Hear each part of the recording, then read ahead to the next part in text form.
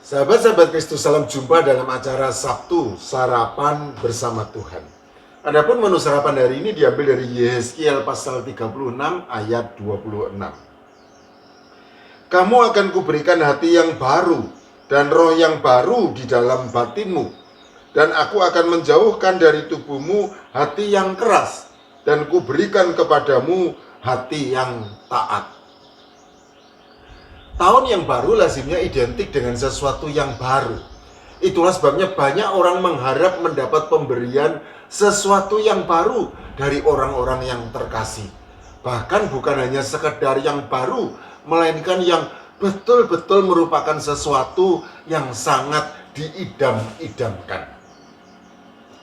Mungkin saja sesuatu itu adalah mainan baru, pakaian baru, celana baru, sandal baru, sepatu baru, topi baru, dasi baru, sabuk baru, jam tangan baru, perhiasan baru, sepeda baru, motor baru, mobil baru, atau bisa jadi rumah baru. Apapun sesuatu yang baru tersebut, tentu diharapkan bahwa hal itu betul-betul merupakan sesuatu yang sangat diidam-idamkan. Sahabat-sahabat Kristus, seandainya Allah di tahun yang baru ini hendak memberi sesuatu yang baru kepada kita, maka apakah yang kita harapkan darinya? Saya menduga bahwa jawaban atas pertanyaan ini akan beragam, karena setiap orang tentu memiliki keinginannya masing-masing yang sangat diidam-idamkan. Tetapi mungkin juga ada sebagian orang yang malas memberi jawaban atas pertanyaan ini, karena menganggap bahwa seandainya itu bukanlah kenyataan yang perlu disikapi secara serius. Oke lah kalau memang begitu. Hal ini bukanlah seandainya. Hal ini betul-betul merupakan kenyataan. Ya, benar. Hal ini betul-betul merupakan kenyataan. Allah hendak memberi sesuatu yang baru kepada umatnya. Ya, begitulah yang difirmankannya. Melalui Nabi Yehezkiel, Allah berfirman kepada bangsa Israel yang sedang menderita di negeri pembuangan Babel demikian. Kamu akan kuberikan hati yang baru dan roh yang baru di dalam batinmu, dan aku akan menjauhkan dari tubuhmu hati yang keras, dan kuberikan kepadamu hati yang taat. Yehezkiel pasal 36 ayat 26.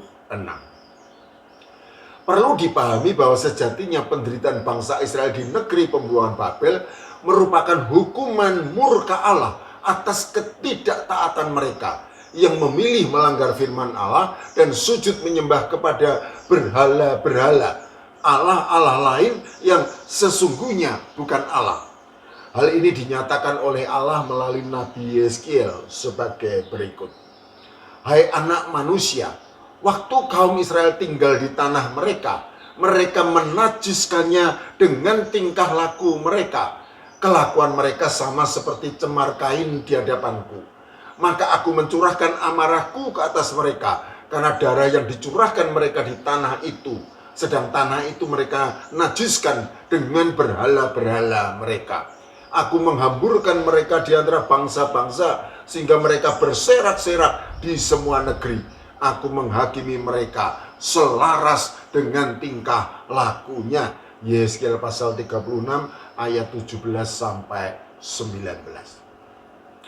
Oleh karena itu kehendak Allah melalui Nabi Yehezkiel untuk memberi hati yang baru, Yehezkiel pasal 36 ayat 26, sesungguhnya bukan hanya merupakan anugerah bagi bangsa Israel, melainkan juga merupakan janji pemulihan dan pembaharuan. Yehezkiel pasal 36 ayat 22 sampai 38. Allah hendak menjadikan bangsa Israel menjadi umat pilihan yang taat kepadanya. Dan hal itu hanya mungkin terjadi apabila mereka memiliki hati yang baru. Tanpa hati yang baru dari Allah, maka perubahan hidup yang taat dan berkenan kepada Allah tidak mungkin terjadi. Karena dari hati timbul segala pikiran jahat, pembunuhan, perzinahan, percabulan, pencurian, sumpah palsu, dan hujat. Matius pasal 15 ayat 19. Jadi perubahan hidup yang baru, yang berkenan kepada Allah itu sejatinya dimulai dari hati. Itulah sebabnya pada waktu Daud mengakui dosanya di hadapan Allah dan memohon pengampunan kepadanya, Mazmur pasal 51 ayat 1-9, kemudian Daud memohon supaya Allah berkenan menjadikan hatinya tahir dan memperbarui batinnya dengan roh yang teguh, Mazmur pasal 51 ayat 10. Alkitab menyatakan bahwa hati itu merupakan pusat pikiran, Kejadian 49 ayat 6, Markus pasal 2 ayat 6, dan pusat perasaan-perasaan, Ratapan pasal 2 ayat 11, Lukas pasal 24 ayat 32. Hati itu juga merupakan pusat kehidupan, Amsal pasal 7 ayat 23, dan dari hati terpancar kehidupan, Amsal pasal 4 ayat 23. Oleh karena itu, apabila hati baik, maka kehidupan juga baik. Dan apabila hati bobrok, maka kehidupan juga bobrok. Allah mengetahui hati setiap orang dan tidak dapat ditipu oleh penampilan luar. Karena Allah berkuasa menelisik dosa jauh ke dalam relung hati. Dan berhubung tidak ada seorang pun yang sanggup membersihkan hatinya dari dosa, Amsal pasal 20 ayat 9, maka memiliki hati yang baru harus menjadi tujuan dari setiap orang berdosa, supaya hatinya menjadi tahir dan bersih, sehingga firman Allah tertulis di dalam hatinya. Yeremia pasal 31 ayat 31. Sahabat-sahabat Kristus, tahun yang baru sudah hadir dalam kehidupan kita. Adakah sesuatu yang diharapkan untuk diberikan kepada kita di tahun yang baru ini? Ya, benar. Sudah seharusnya kita meminta kepada Allah untuk diberi hati yang baru, hati yang taat kepadanya, dan juga kepada segala firman-Nya. Sebagaimana janjinya kepada bangsa Israel ketika mereka sedang menderita di negeri pembuangan. Yeskiel pasal 36 ayat 26. Puji syukur kepada Allah, karena di dalam iman percaya kepada Tuhan Yesus Kristus, maka Ia berkenan diam di dalam hati kita dan memperbarui hati kita, sehingga kita bisa berakar serta berdasar di dalam kasih. Efesus pasal 3 ayat 17. Itulah hati yang baru, hati yang taat kepada Allah. Amin.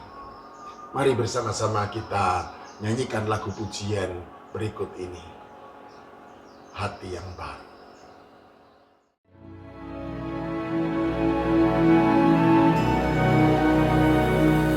Kau Bapa yang mengasihiku,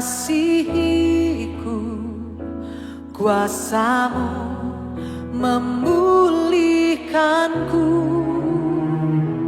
hati yang baru Kau berikan untukku dapat melihat rencana-Mu indah bagiku.